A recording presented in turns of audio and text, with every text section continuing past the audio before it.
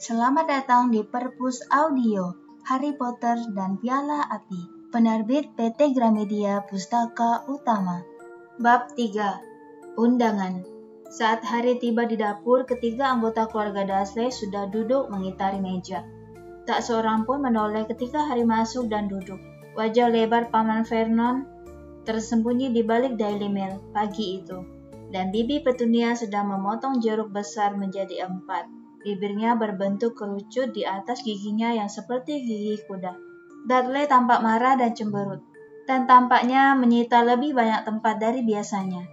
Ini luar biasa, sebab dia selalu memborong satu sisi meja segi 4 itu untuknya sendiri. Ketika bibi Petunia meletakkan seperempat jeruk yang tidak digulai di atas piring Dudley, seraya berkata gemetar, "Ini, Didi, sayang." Dudley mendelik kepadanya. Kehidupannya berubah sengsara ketika dia pulang liburan musim panas membawa rapor akhir tahunnya. Paman Vernon dan bibi Petunia seperti biasanya berhasil mencari alasan mengapa nilai-nilainya rendah. Bibi Petunia selalu bersikeras bahwa Dudley adalah anak sangat berbakat yang tidak dipahami guru-gurunya. Sedangkan Paman Vernon bertahan mengatakan bahwa dia tuh tak ingin punya anak laki-laki benci. Mereka juga mengabaikan tuduhan dalam rapor bahwa Dudley mengganggu dan mengancam anak-anak lain. Anaknya memang ramai, tapi dia tak akan melukai seekor lalat sekalipun, kata bibi Petunia sambil berurai air mata. Meskipun demikian, di bagian bawah halaman rapor, ada beberapa komentar yang ditulis oleh perawat kesehatan sekolah, yang tak bisa diabaikan begitu saja, bahkan oleh Paman Vernon atau bibi Petunia sekalipun. Tak peduli betapapun serunya bibi Petunia meratap bahwa Dudley bertulang besar, dan bahwa berat badannya itu sebetulnya karena lemak-lemaknya, dan bahwa dia anak yang sedang tumbuh yang memerlukan banyak makanan. Kenyataannya tetap saja tak ada lagi seragam sekolah yang muat untuknya. Perawat sekolah itu lelah melihat apa yang ditolak dilihat oleh mata bibi Petunia. Padahal biasanya matanya begitu tajam melihat bekas jari-jari tangan di dinding yang berkilat dan mengawasi datang perginya para tetangga, yaitu bahwa jauh dari membutuhkan gizi ekstra. Dudley telah mencapai ukuran dan berat ikan paus pembunuh yang masih muda. Jadi setelah banyak marah-marah, setelah pertengkaran-pertengkaran yang menggetarkan lantai kamar Harry, dan banyak air mata bibi Petunia, aturan baru telah dimulai. Lembar penuntun diet yang dikirim oleh perawat sekolah Smeltings ditempelkan di lemari es, yang telah dikosongkan dari semua makanan kegemaran Dudley, minuman yang meruap dan kue-kue, permen coklat dan burger. Dan sebagai gantinya diisi dengan buah-buah dan sayuran dan segala macam lagi yang oleh Paman Vernon disebut makanan kelinci. Untuk membuat Dudley merasa lebih nyaman, bibi Petunia memaksa agar seluruh keluarga ikut dia juga. Sekarang dia mengelurkan seperempat jeruk kepada Harry. Harry melihat bahwa potongannya jauh lebih kecil daripada potongan Dudley. Bibi Petunia rupanya berpendapat bahwa untuk menjaga agar Dudley tetap bersemangat adalah dengan menjamin bahwa putranya paling tidak makan lebih banyak daripada Harry. Tetapi bibi Petunia tidak tahu apa yang tersembunyi di bawah papan lepas di atas. Dia tak tahu bahwa Harry sama sekali tidak ikut diet. Begitu tahu bahwa dia diharapkan melewatkan musim panas dengan hanya makan wortel, Harry mengirim Hedwig kepada sahabat-sahabatnya dengan permohonan bantuan. Dan mereka menanggapinya dengan tak tanggung-tanggung. Hedwig kembali dari rumah Hermione membawa satu kotak besar berisi cemilan bebas gula. Orang tua Hermione adalah dokter gigi. Hagrid, pengawas binatang liar Hogwarts, mengiriminya sekantong bolu keras buatannya sendiri. Harry belum menyentuh ini. Dia sudah punya terlalu banyak pengalaman dengan makanan buatan Hagrid. Tetapi Nyonya Weasley telah mengirim burung hantu keluarga mereka, Errol, dengan kek buah sangat besar dan berbagai pie. Kasihan Errol yang sudah tua dan lemah. Dia perlu 5 hari penuh untuk memulihkan kekuatannya setelah perjalanan itu. Dan kemudian pada hari ulang tahun Harry yang sama sekali diabaikan keluarga Dursley, Dia menerima 4 kue ulang tahun lezat, masing-masing dari Ron, Hermione, Hagrid, dan Sirius. Harry masih punya sisa 2 kue, maka sambil membayangkan sarapan lezat saat dia ke atas lagi nanti, Harry memakan jeruknya tanpa mengeluh. Paman Vernon menyingkirkan korannya dengan dengus jela panjang dan memandang seperempat jeruknya. "Cuma ini?" tanyanya dengan nada menggerutu kepada Bibi Petunia. Bibi Petunia memandangnya dengan galak, dan kemudian mengangguk ke arah Dudley, yang sudah menghabiskan jatah jeruknya dan sedang mengawasi jeruk Harry dengan pandangan sangat masam dengan mata babinya yang kecil. Paman Vernon menghela napas keras-keras, membuat kumis besarnya yang lebat bergoyang, dan mengangkat sendoknya. Bel pintu berdering. Paman Vernon bangun dengan susah payah dari kursinya dan berjalan ke depan. Secepat kilat, sementara ibunya sibuk dengan teko, Dudley mencuri sisa jeruk Paman Vernon. Harry mendengar percakapan di pintu depan, disusul suara orang tertawa, dan Paman Vernon menjawab singkat. Kemudian pintu depan tertutup, dan terdengar bunyi kertas yang disobek. Bibi Petunia meletakkan teko teh di atas meja dan menoleh mencari di mana Paman Vernon. Dia tak perlu menunggu lama, semenit kemudian Paman Vernon masuk lagi. Tampaknya menahan marah. "Kau," dia membentak Harry, "ke ruang keluarga, sekarang juga." Tercengang, bertanya-tanya dalam hati apa kesalahannya kali ini. Harry bangkit dan mengikuti Paman Vernon ke ruang sebelah. Paman Vernon menutup pintunya dengan keras. "Jadi," katanya, seraya berjalan ke perapian dan berbalik menghadapi Harry seakan siap menyatakan bahwa Harry ditangkap. "Jadi," Harry ingin sekali berkata, "jadi apa?" Tapi dia tahu sebaiknya jangan memancing kemarahan Paman Vernon sepagi ini. Apalagi dia sudah uring-uringan gara-gara kurang makan. Karena itu, Harry memilih bertampang bingung sopan. "Ini baru saja datang," kata Paman Vernon. Dia melambai-lambaikan sehelai kertas surat ungu kepada Harry. "Surat tentang kau." Kebingungan Harry bertambah. Siapa yang menulis kepada Paman Vernon tentang dia? Siapa kenalannya yang mengirim surat lewat pos biasa? Paman Vernon mendelik kepada Harry, kemudian menunduk memandang suratnya dan membacanya keras-keras. "Dear Tuan dan Nyonya Dursley, kita belum pernah diperkenalkan, tetapi saya yakin Anda berdua sudah mendengar banyak dari Harry tentang anak kami Ron. Harry mungkin sudah mengatakan kepada Anda, final Piala Dunia Quidditch akan berlangsung Senin malam ini. Dan suami saya, Arthur, baru saja mendapat tiket bagus melalui koneksinya di Departemen Permainan dan Olahraga Sihir. Saya sungguh berharap Anda mengizinkan kami mengajak Harry menonton.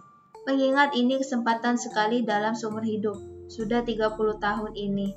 Inggris tidak menjadi tuan rumah, dan susah sekali mendapatkan tiketnya. Kami tentu saja senang menerima Harry menginap selama sisa musim panasnya, dan mengantarnya ke kereta api yang akan membawanya kembali ke sekolah. Sebaiknya Harry mengirim jawaban secepat mungkin dengan cara normal, sebab tukang pos mager belum pernah mengantar surat ke rumah kami, dan saya tak yakin dia tahu di mana tempatnya. Kami berharap bisa segera bertemu Harry. Salam saya, Molly Weasley. Mudah-mudahan perangkonya cukup." Paman Vernon selesai membaca, kembali memasukkan tangannya ke dalam saku dadanya, dan mengeluarkan sesuatu yang lain. "Lihat ini," katanya geram. Dia mengacungkan amplop yang dipakai Nyonya Weasley untuk mengirim suratnya, dan Harry terpaksa menahan tawa. Seluruh permukaannya penuh ditempel perangko, kecuali sepetak kecil, kira-kira 2,5 cm persegi, di bagian depan. Di dalam kotak itu, Nyonya Weasley telah menuliskan nama dan alamat keluarga Dursley dengan tulisan kecil-kecil. "Perangkonya cukup kalau begitu," kata Harry, berusaha mengucapkannya dengan nada seakan kesalahan yang dibuat Nyonya Weasley bisa dibuat siapa saja. Mata pamannya berkilat. "Tukang posnya curiga," katanya dengan gigi menggertak. "Sangat penasaran, ingin tahu dari mana datangnya surat ini. Itulah sebabnya dia membunyikan bel. Dianggapnya ini lucu." Harry tidak berkata apa-apa. Orang lain mungkin tidak bisa mengerti kenapa Paman Vernon begitu sewot hanya gara-gara perangko yang banyak. Tapi Harry sudah tinggal bersama keluarga Dursley lama sekali sehingga dia tahu mereka sangat peka terhadap apapun yang sedikit saja di luar kewajaran. Ketakutan terbesar mereka adalah kalau sampai ketahuan bahwa mereka ada hubungannya, walaupun jauh sekali. dengan orang-orang seperti Nyonya Wesley. Paman Vernon masih mendelik pada Harry yang berusaha membuat ekspresi wajah netral. Kalau dia tidak melakukan atau mengatakan sesuatu yang bodoh, mungkin saja dia akan mendapatkan hal yang sangat menyenangkan. Dia menunggu Paman Vernon mengatakan sesuatu, tetapi dia cuma mendelik terus. Harry memutuskan memecah keheningan. "Jadi bolehkah aku pergi?" dia bertanya. Wajah Paman Vernon yang besar dan ungu sekilas berkedut, kumisnya menegak. Harry tahu apa yang terjadi di balik kumis itu. Peperangan hebat sementara 2 hari naluri Paman Vernon yang paling dasar bertentangan. Mengizinkan Harry pergi akan membuat Harry senang. Sesuatu yang selama 13 tahun ini diusahakannya jangan sampai terjadi. Sebaliknya, mengizinkan Harry menghilang ke rumah keluarga Weasley selama sisa musim panas berarti menyingkirkan Harry 2 minggu lebih awal daripada yang bisa diharapkan siapapun. Dan Paman Vernon sangat tidak suka Harry tinggal di rumahnya. Untuk memberinya waktu berpikir, dia memandang surat Nyonya Weasley lagi. "Siapa perempuan ini?" tanyanya, seraya menatap tanda tangannya dengan rasa tak suka. "Paman sudah melihatnya," kata Harry. "Dia ibu temanku, Ron. Dia menjemput Ron waktu turun dari kereta api sekolah pada akhir semester lalu." Harry nyaris mengatakan Hogwarts Express. Dan itu cara pasti untuk mengobarkan amarah pamannya. Tak ada yang pernah menyebut nama sekolah Harry dalam rumah keluarga Dursley. Paman Vernon mengerutkan wajahnya yang besar, seakan berusaha mengingat sesuatu yang sangat tidak menyenangkan. "Perempuan gemuk pendek," katanya menggeram akhirnya. "Banyak anak berambut merah." Harry mengernyit. Menurutnya agak keterlaluan kalau Paman Vernon menyebut orang lain gemuk. Sementara anaknya sendiri, Dudley, akhirnya menjadi apa yang sudah kelihatan akan terjadi sejak dia berusia 3 tahun. Lebarnya melebihi tingginya. Paman Vernon membaca surat itu lagi. "Quidditch," gerutunya. "Omong kosong apa ini?" Untuk kedua kalinya Harry merasa jengkel. "Itu nama olahraga," katanya singkat. "Mainnya naik sapu." "Baik-baik," kata Paman Vernon keras. Harry puas melihat pamannya agak panik. Rupanya dia tak tahan mendengar kata sapu. Di dalam ruang keluarganya, dia mencari perlindungan dengan membaca surat itu lagi. Harry melihat bibirnya membentuk kata-kata mengirim jawaban dengan cara normal. Dia cemberut. "Apa maksudnya dengan cara normal?" bentaknya. "Normal untuk kami," kata Harry. Dan sebelum pamannya bisa mencegahnya, dia menambahkan, "Paman tahu pos burung hantu? Itu normal untuk penyihir." Paman Vernon muka sekali, seakan Harry baru saja mengucapkan makian menjijikkan. Gemetar saking marahnya, dia melempar pandang cemas keluar jendela, seakan mengharap akan melihat salah seorang tetangga menempelkan telinga pada kacanya. "Berapa kali harus kukatakan jangan sekali-sekali menyebut ketidakwajaran itu di bawah atapku," desisnya. Wajahnya sekarang merah padam, dasar tak tahu terima kasih. Berdiri di situ memakai pakaian yang diberikan Petunia dan aku. "Cuma bekas Dudley yang sudah tak terpakai," kata Harry dingin. Dan memang benar. Dia memakai kaos lengan panjang yang amat sangat kebesaran, sehingga dia harus melipat lengannya 5 kali supaya bisa menggunakan tangannya. Dan kaos itu panjangnya melewati lutut celana jeansnya, yang juga sangat kedodoran. "Jangan membantahku," kata Paman Vernon, gemetar saking marahnya. Tetapi Harry tak mau menyerah begitu saja. Masa-masa dia terpaksa mematuhi semua peraturan konyol keluarga Dursley sudah lewat. Dia tidak ikut diet Dudley dan dia juga tidak akan membiarkan Paman Vernon mencegahnya menonton Piala Dunia Quidditch kalau dia bisa. Harry menghela napas dalam untuk menenangkan diri. Kemudian berkata, "Oke, aku tak boleh menonton Piala Dunia kalau begitu. Boleh aku pergi sekarang? Aku harus menyelesaikan suratku untuk serius. Paman tahu kan? Waliku, dia berhasil. Dia telah mengucapkan kata sihirnya." Sekarang dia menyaksikan warna ungu memudar sebercak demi sebercak dari wajah Paman Vernon, membuatnya tampak seperti es krim currant hitam yang campurannya tidak rata. Kau menyuratinya ya?" kata Paman Vernon. Suaranya ditenang-tenangkan, tetapi Harry sudah melihat pupil matanya menyipit ketakutan. "Ya," kata Harry sambil lalu. "Sudah cukup lama dia tidak mendapat kabar dariku, dan Paman tahu, kalau tidak dikabari dia mungkin mengira ada yang tidak beres." Harry berhenti untuk menikmati efek kata-kata ini. Dia nyaris bisa melihat roda penggerak menggelinding di bawah rambut tebal gelap Paman Vernon yang terbelah rapi. Kalau dia melarang Harry menulis kepada Sirius, Sirius mungkin mengira Harry diperlakukan dengan tidak benar. Kalau dia mengatakan Harry tak boleh menonton Piala Dunia Quidditch, Harry akan bercerita kepada Sirius, dan Sirius akan tahu Harry diperlakukan dengan tidak benar. Hanya ada satu hal yang bisa dilakukan Paman Vernon. Harry bisa melihat kesimpulan terbentuk dalam benak pamannya. Seakan wajah berkumis besar itu transparan. Harry berusaha tidak tersenyum, wajahnya tanpa ekspresi, dan kemudian, kalau begitu baiklah, kau boleh pergi ke tontonan brengsek ke Piala Dunia ini. Suratilah keluarga Weasley agar menjemputmu. Aku tak punya waktu mengantarmu ke ujung negeri, dan kau boleh melewatkan sisa musim panasmu di sana. Dan kau bisa cerita pada walimu, katakan kau akan menonton. Oke, kata Harry cerah. Harry berbalik dan berjalan ke pintu, berusaha keras menahan diri untuk tidak melompat dan berteriak. Dia akan pergi. Dia akan pergi ke rumah keluarga Weasley. Dia akan menonton Piala Dunia Quidditch. Di lorong dia nyaris menabrak Dudley, yang bersembunyi di balik pintu, jelas ingin mencuri dengar Harry dimarahi. Dia kaget melihat cengiran lebar di wajah Harry. Sarapannya enak sekali ya, kata Harry. Aku kenyang sekali, kau bagaimana? Tertawa melihat Dudley bengong. Harry melompati anak tangga 3 sekaligus, dan berlari kembali ke kamarnya. Yang pertama kali dilihatnya adalah Hedwig sudah pulang. Dia bertengger di sangkarnya, menatap Harry dengan matanya yang kuning besar, dan mengatuk-ngatukkan paruhnya sedemikian rupa dengan maksud mengatakan ada yang bikin dia jengkel. Apa tepatnya yang membuatnya jengkel langsung jelas. Oh, seru Harry ketika sesuatu yang seperti bola tenis berbulu abu-abu menabrak sisi kepalanya. Harry menggosok-gosoknya dengan keras, menengadah untuk melihat apa yang memukulnya, dan menatap burung hantu kecil mungil. Cukup ditaruh di atas telapak tangannya, meluncur-luncur bersemangat, mengelilingi ruangan, seperti kembang api yang tak terkendali. Harry kemudian menyadari burung hantu itu telah menjatuhkan surat di kakinya. Harry membungkuk, mengenali tulisan Ron, kemudian merobek amplopnya. Di dalamnya ada surat yang ditulis dengan buru-buru. Harry, dah dapat tiketnya. Irlandia lawan Bulgaria, Senin malam. Mam sedang menulis kepada Muggle untuk memintamu ke sini. Mungkin mereka sudah menerima suratnya. Aku tak tahu betapa cepatnya pos Muggle. Kupikir kukirim saja surat ini dengan pik. Harry memandang kata pik.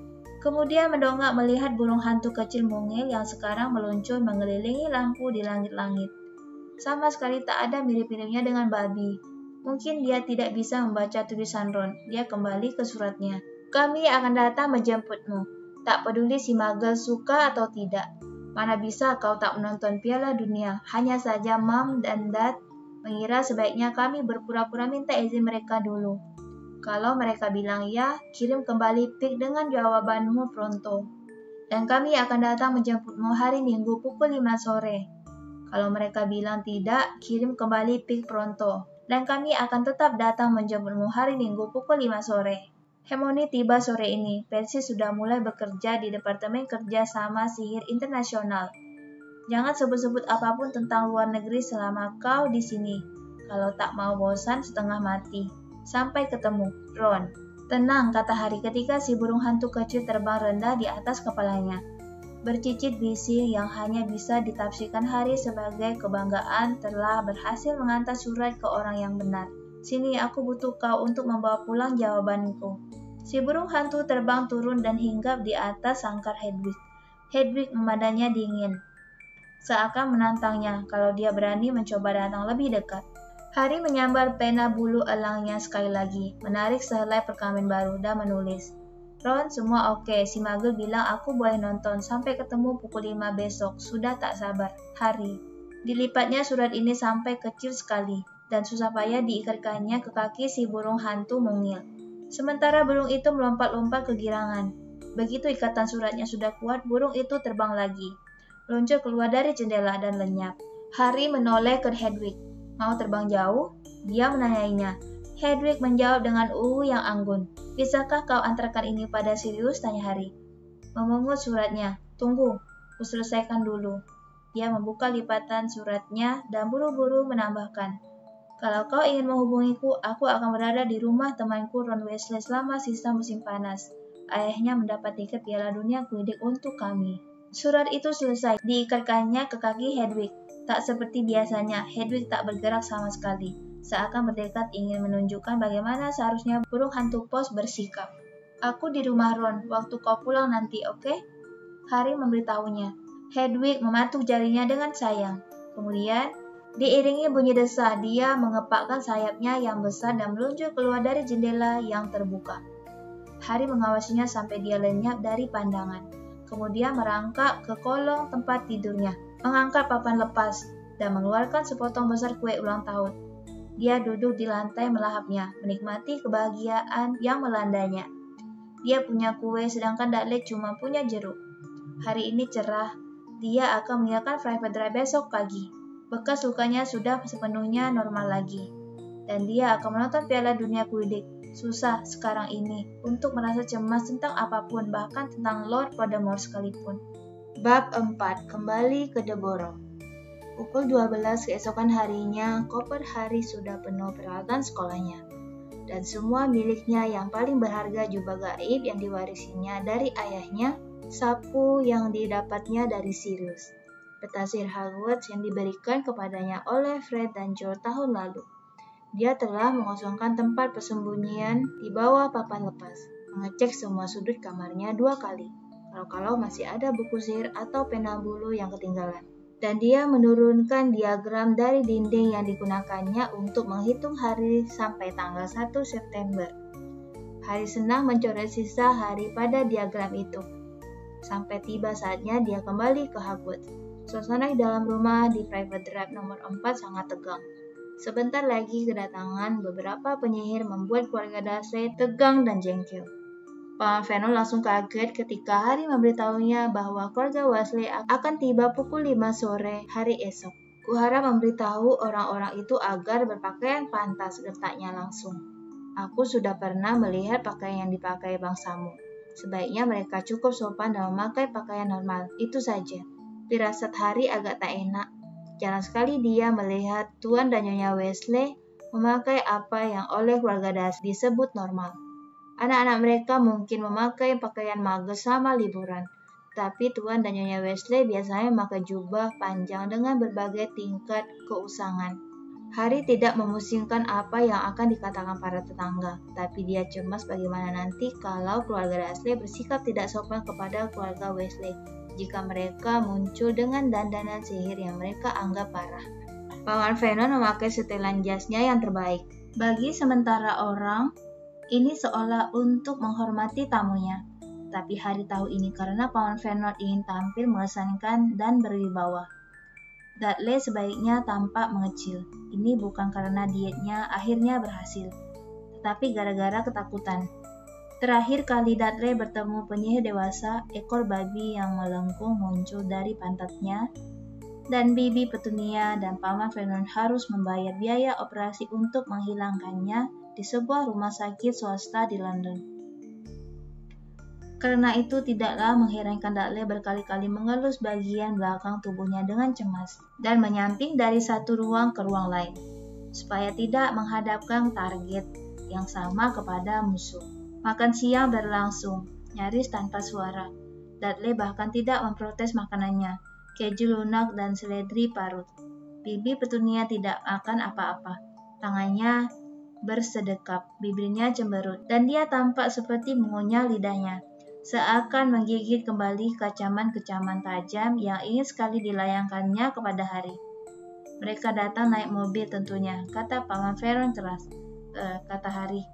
Harry tidak memikirkannya. Bagaimana caranya keluarga Weasley akan menjemputnya? Mereka tak lagi punya mobil. Port Anglia tua yang pernah mereka miliki sekarang berkeliaran di hutan terlarang di Hogwarts. Tapi Tuan Weasley meminjam mobil Kementerian Sihir tahun lalu. Mungkin hari ini juga begitu. Kurasa begitu, kata Harry. Paman Vernon mendengus ke kumisnya. Normalnya, Paman Vernon akan bertanya apa mobil Tuan Weasley. Dia cenderung menilai orang lain dari berapa besar dan mahal mobilnya. Tapi Harry sangsi apakah Paman Vernon akan menyukai Tuan Weasley kalaupun dia naik Ferrari. Harry melewatkan sebagian besar sore itu di dalam kamarnya. Dia tak akan melihat Bibi Petunia mengintip dari balik vitrage beberapa detik sekali. Seakan baru saja mendengar peringatan ada badak bercula satu yang lepas. Akhirnya pukul 5 kurang seperempat Hari turun kembali ke ruang keluarga. Bibi Petunia melurus-luruskan bantal kursi dengan terpaksa. Paman Vernon berpura-pura membaca surat kabar, tetapi mata kecilnya tidak bergerak. Dan Hari yakin dia sebenarnya sedang mendengarkan setajam mungkin bunyi mobil yang mendekat. Dudley duduk dijejakkan dalam kursi berlengan. Tangan gemuknya di bawahnya memegangi pantatnya erat-erat. Hari tak tahan menyaksikan ketegangan ini. Dia meninggalkan ruangan dan duduk di tangga di lorong. Matanya memandang arlojinya, dan jantungnya berdegup kencang karena gairah dan kecemasan. Tapi pukul 5 tiba dan berlalu. Paman Vernon berkeringat di dalam setelan jasnya. Membuka pintu depan, mengintip ke jalan dan buru-buru menarik kembali kepalanya. Mereka terlambat. Dia memetak Hari. Aku tahu, kata Hari. Mungkin macet atau kenapa. 5:10. Kemudian 5:15. Hari sendiri mulai merasa cemas sekarang.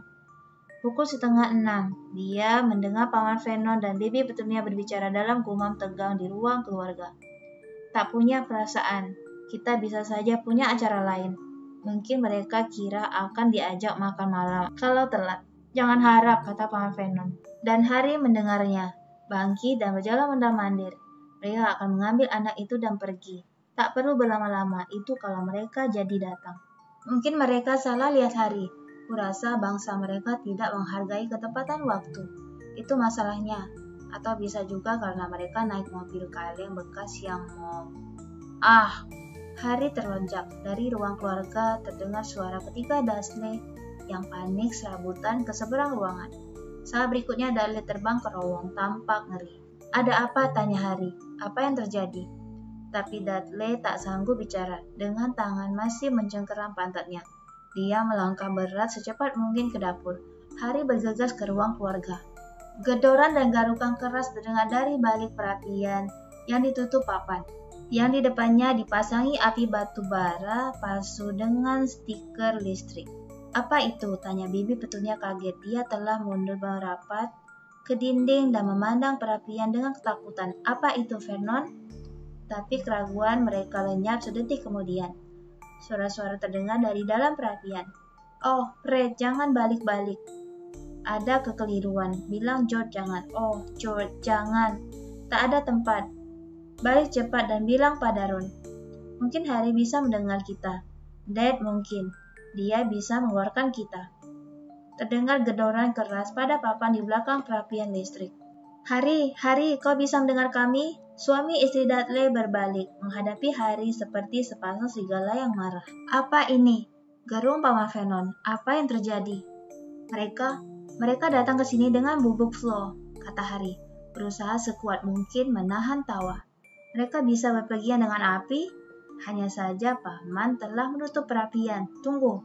Hari mendekati perapian dan memanggil dari balik papan.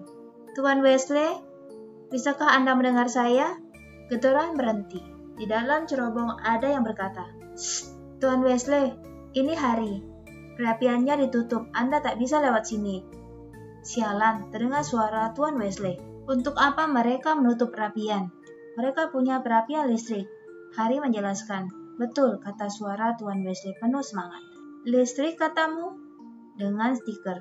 Wah, aku harus melihatnya. Coba kupikirkan. Oh, Ron. Suara Ron sekarang bercampur dengan yang lain. Ngapain kita di sini? Ada yang tidak beres. Oh, tidak, Ron. Dengan suara Fred. Sangat sinis. Tidak, ini tepat seperti yang kita maui. Ya, kita bersenang-senang di sini, kata George. Yang suaranya terdengar teredam. Sepertinya dia tergencet ke dinding. Anak-anak, kata Tuan Wesley samar-samar. Aku berusaha berpikir apa yang harus kita lakukan. Ya, satu-satunya cara mundur. Hari mundur ke sofa. Tapi Paman Vernon malah maju. Tunggu sebentar, dia menggerung ke arah perapian. Tepatnya apa yang akan kau? Duar. Perapian listrik melayang ke seberang ruangan ketika papan yang menutup perapian menghambur terbuka. Mengeluarkan Tuan Wesley, Fred, George, dan Ron dalam semburan puing dan serpihan. Bibi Petunia menjerit dan jatuh terjengkang. Melewati meja kopi, Paman Vernon menangkapnya sebelum Bibi Petunia jatuh ke lantai. dan tanpa bisa bicara memandang terengah-engah keluarga Weasley yang semuanya berambut merah, termasuk Fred dan George yang identik, persis sama sampai ke bintik coklat di wajah mereka. "Ini lebih baik," kata Tuan Weasley terengah, mengibas debu dari jubah hijau perangnya dan meluruskan kacamatanya. Anda pastilah Bibi dan Paman Harry." Jangkung, kurus, dan botak, dia bergerak mendekat Paman Vernon, tangannya terjulur. Tetapi Paman Vernon mundur beberapa langkah, menarik Bibi Petunia. Paman Vernon benar-benar tak mampu bicara. Setelannya yang terbaik penuh debu putih. Demikian juga rambut dan kumisnya, membuatnya baru saja bertambah tua 30 tahun. Ya, maaf soal itu," kata Tuan Weasley, menurunkan tangannya dan menoleh memandang perapian yang hancur. "Semua salah saya. Sama sekali tidak terpikir oleh saya bahwa kami tak akan bisa keluar di ujung sini. Perapian Anda telah saya hubungkan dengan jaringan Flo, hanya untuk sore ini saja, supaya kami bisa menjemput Harry. Perapian Muggle tidak boleh dihubungkan sebetulnya, tapi saya punya kontak yang berguna di panel peraturan Flo, dan dia mengaturnya untuk saya. Saya bisa membetulkannya dalam sekejap. Jangan khawatir, saya akan menyalakan api untuk mengirim kembali anak-anak, dan kemudian saya bisa membetulkan perapian Anda sebelum Birdies Aparat." Harry berani bertaruh. Paman dan bibinya tak mengerti sepatah pun yang dikatakan Tuan Weasley. Mereka masih ternganga menatap Tuan Weasley, seperti disambar petir. Bibi Petunia terhuyung menegakkan diri dan bersembunyi di belakang Paman Vernon. "Halo, Harry," kata Tuan Weasley ceria. "Kopermu sudah siap?" "Di atas," kata Harry balas nyengir. "Kami ambilkan," kata Fred segera. Mengedip kepada Harry, dia dan George meninggalkan ruangan. Mereka tahu di mana kamar Harry, karena pernah membebaskan Harry dari kamar itu di tengah malam. Harry curiga mereka ingin melihat Dudley. Mereka sudah mendengar banyak tentangnya dari Harry. "Nah," kata Tuan Weasley, mengayun tangannya sedikit, sementara dia berusaha menemukan kata-kata untuk memecah keheningan yang sangat tidak nyaman ini. Sangat menyenangkan tempat Anda. Mengingat ruang keluarga yang biasanya sangat bersih, itu kotor tertutup debu dan serpihan-serpihan batu bata." Komentar ini tidak membuat pasangan Dursley senang.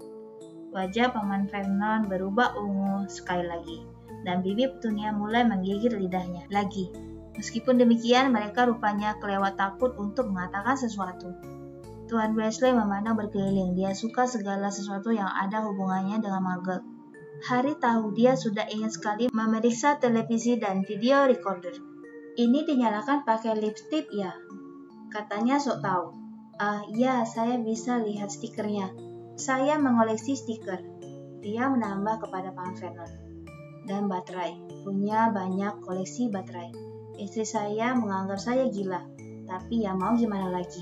Paman Vernon jelas menganggap Tuan Weasley gila juga. Dia bergerak sedikit ke kanan, menutupi Bibi Petunia dari pandangan, seakan dia mengira Tuan Weasley bisa mendadak menyerang mereka. Dudley mendadak muncul lagi di ruang tamu. Harry bisa mendengar bunyi dakduk kopernya pada anak tangga, dan tahu bahwa bunyi itu membuat Dudley ketakutan sendirian di dapur.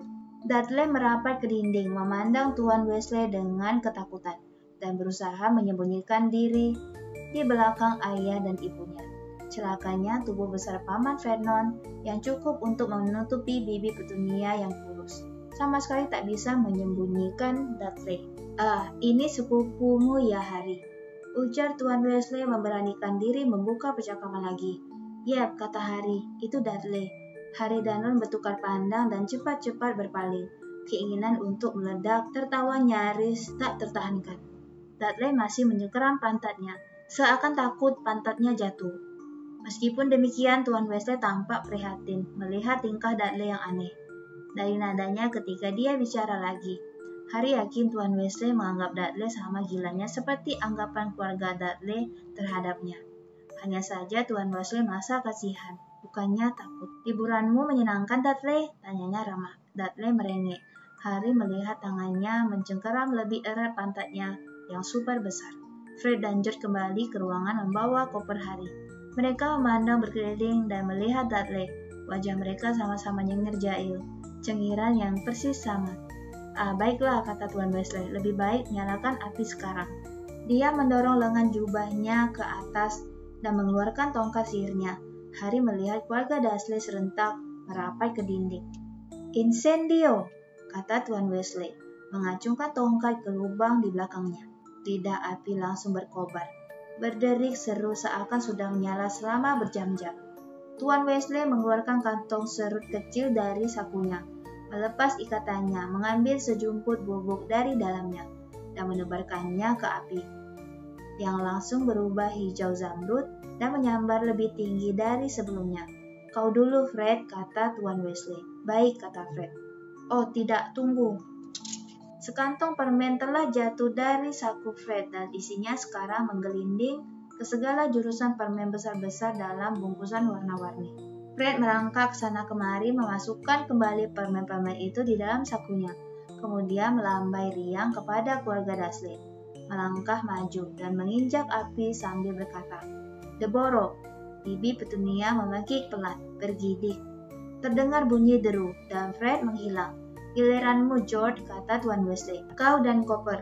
Harry membantu George membawa koper ke dalam api dan menjungkirkannya supaya George bisa memeganginya dengan lebih enak. Kemudian bersamaan dengan deru kedua, George meneriakkan Deborah dan menghilang juga.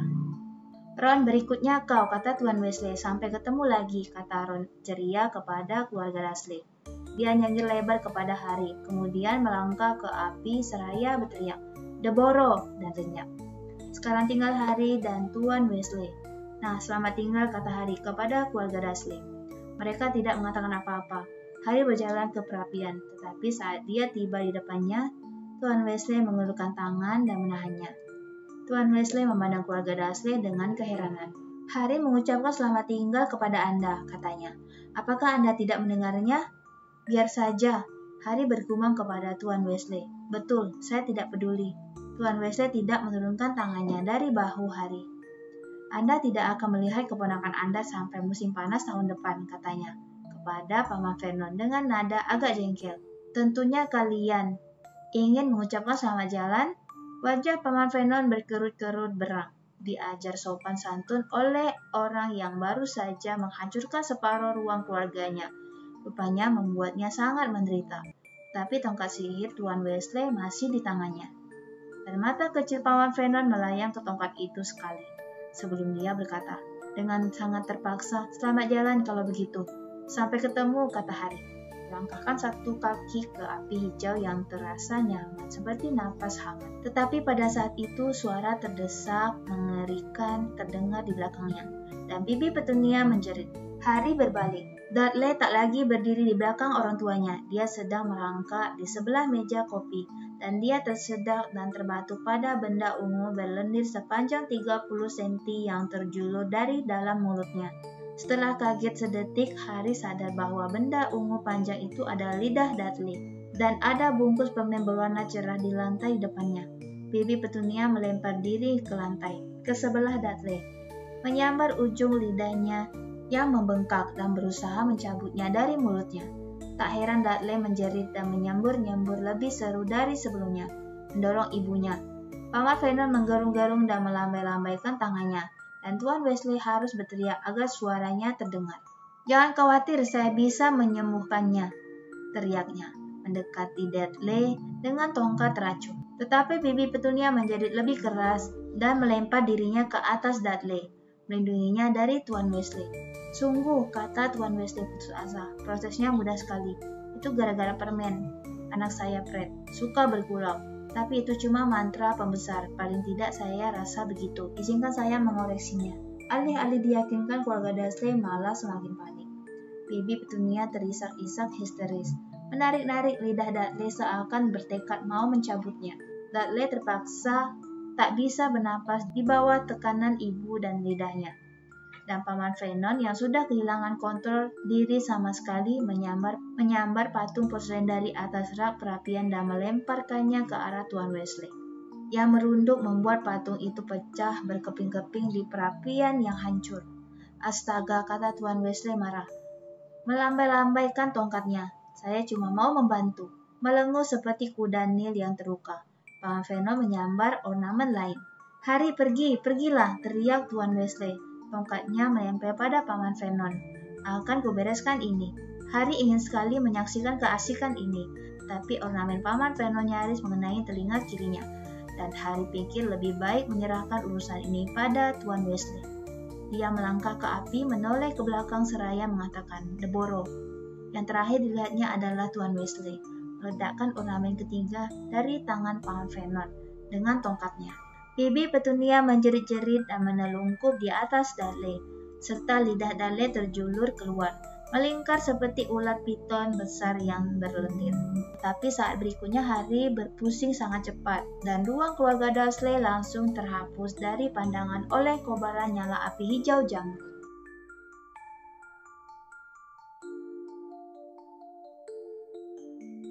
Terima kasih sudah mengunjungi channel Audio Perpus. Berikan saran dan komen, dan kamu juga bisa request buku cerita apa yang ingin aku bacakan. Sampai jumpa di Audio Perpus selanjutnya. Bye-bye.